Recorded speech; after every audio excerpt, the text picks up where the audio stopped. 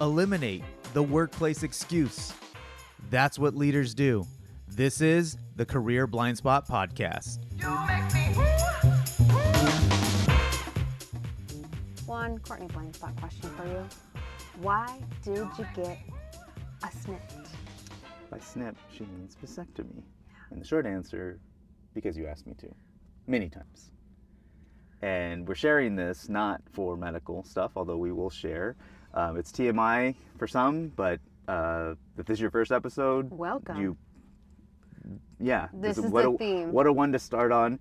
However, it is important. It is job related, and not just leadership. But it's been about 3 months since I had it, and apparently I got lucky because people fear them, or men fear them, and I could have done a backflip if I knew how to do a backflip the same day. Not that you should, but Please short don't of do that. That's not lifting our medical things. advice. Hey, they told you after you got your tubes removed, don't pick up stuff, and you wanted to show off and be dumb. Didn't you? I just said that was not medical advice, that we're not legally responsible. I didn't say I didn't do dumb stuff after I got my tubes out, because you know me, I'm always going to do dumb stuff. But what I do want to point out is, I don't know if I got really lucky, but I was like, oh, that was it? Like, it was like someone pinched me in a very private area, but that was it. Like, I had no discomfort after. I was like, could I go jog right now? Could I go? And I didn't want to mess it up. So I did not challenge it, but I think Would you mess it up if you moved around too much? Was that something they told you? You could strain something. Oh, but like it wouldn't come undone, or yeah. Okay. So we're losing the we're losing the thread. Bearing the lead here.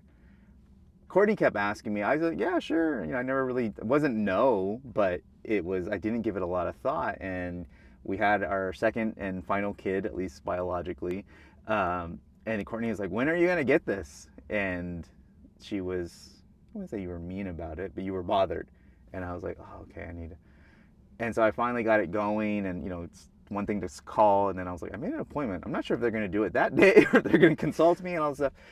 But, when she had her procedure done that would stop, I don't want to be too TMI for your own self, you feel free to share, but you were like, it's a relief knowing we don't have this risk, because it's not just about getting pregnant. Yeah. It's about you're older, there's other risk of pregnancy to you or to a potential baby. And so just and also I'm done. Weight off your shoulders. I'm done. Yeah. Yeah, the weight off my shoulders. So I didn't realize, I was not taking weight off her shoulders, even though I verbally agreed, never gave her a deadline date. And you thought I was going to get it done before the baby came? I had asked you before the baby, can we have you do this? And you were like, let me finish this Zelda.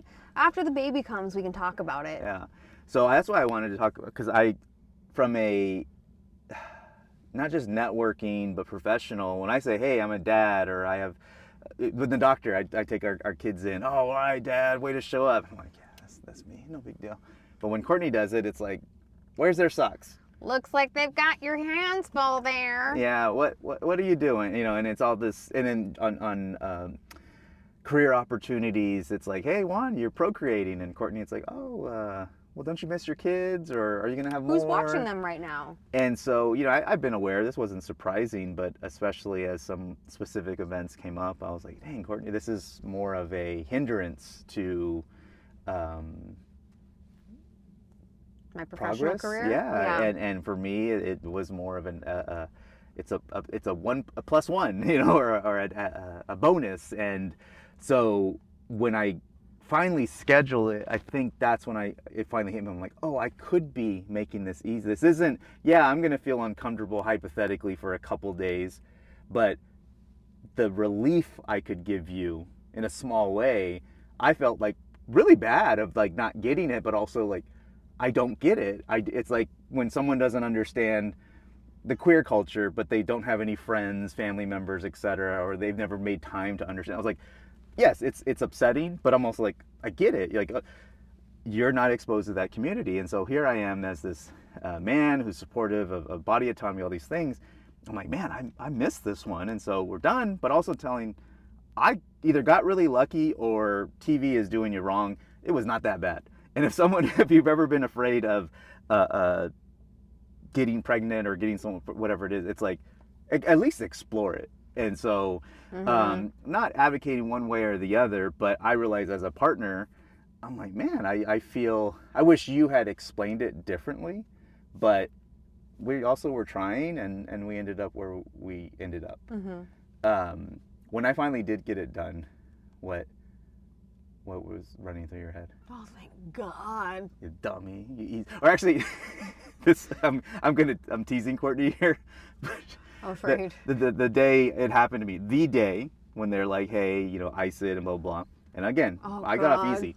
Courtney decided to jump on top of me, literally. And I'm like, what the hell? I was like, freedom. Yeah. I can't get pregnant. Come here. She's like, oh, I'm so sorry. But then, like, I'm like, it's okay. Just, you forgot. And I just want to be overly cautious. But also, mind you, she had, what's it called, inpatient? Like, went to have her procedure. They drugged her up. They took her for a couple hours. I had to go drive around. And then I go pick her up. She comes all loopy. Like, she had a procedure done. Into me. I had surgery. I got someone to pinch me, you know, where you're not supposed to see most of the time. And I'm like, and don't get me wrong, I was like, oh, no warning. But then even that, I'm like, dude, shut up. And it was over. Like, by the time I think I criticized myself, it was over. And I'm like, can I run to the car? Can I? But it's just the imbalance of physical challenge between IVF, pregnancy, and now this procedure. I'm just like, it's the insert expletive least I can do. I don't like whenever you say it like that, because IVF was physically challenging for me and emotionally and, you know, financially, all that stuff. But I also was the one going through the physical. I had something to show for it. You just had figuring out your side of it and then trying to support me the whole time. That's way harder, in my opinion. I definitely undervalued or underestimated how the weight. It's like, for those who maybe didn't follow that, it's like, imagine if you have a loved one who has cancer and they're suffering and you're at the hospital and your friend says, hey, how are you doing? You're like, I'm fine.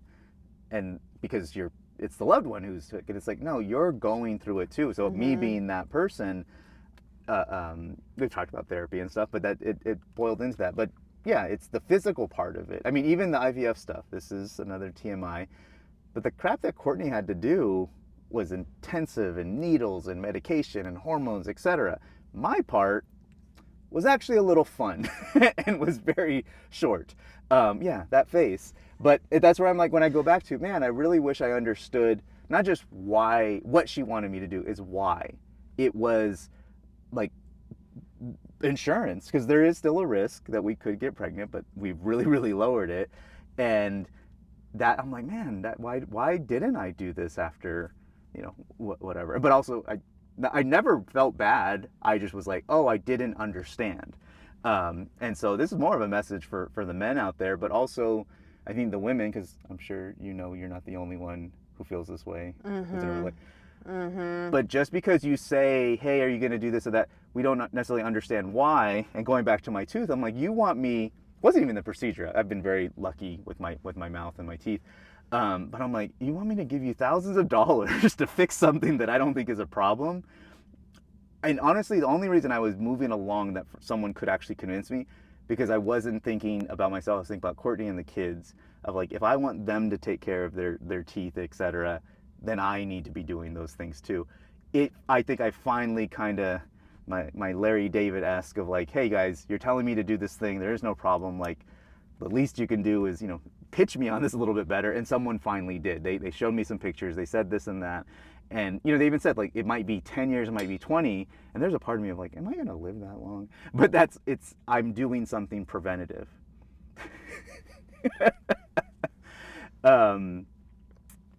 Vasectomy, Courtney. This guy. Did you ever feel bad about asking? No. Why not?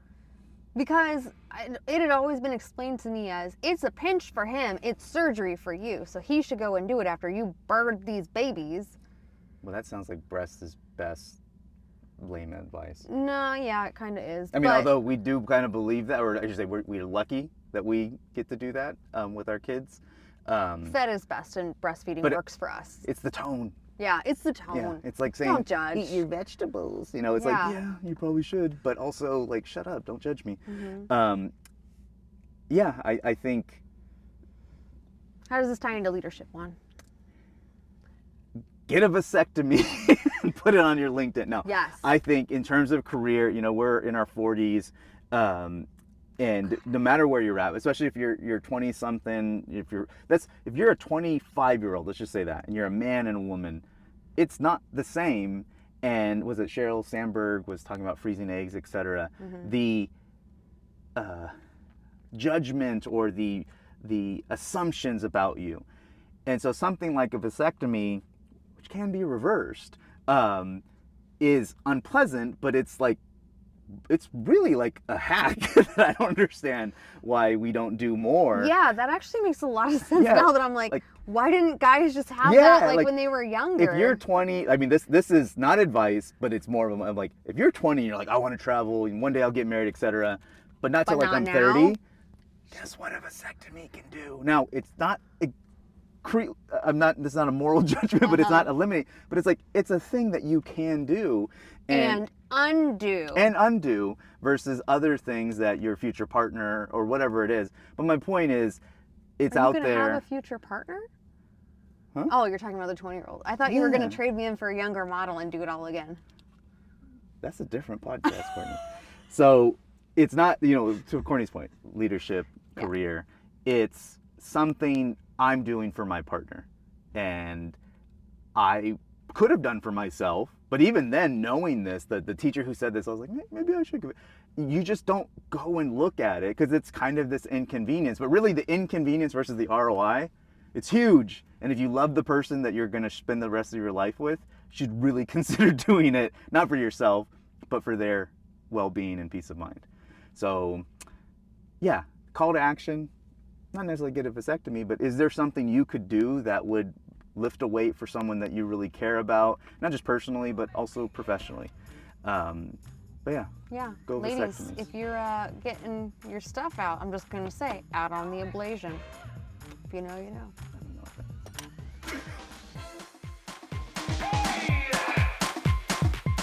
I make this show for leaders, those who don't point fingers, but point towards ways they can do better at work.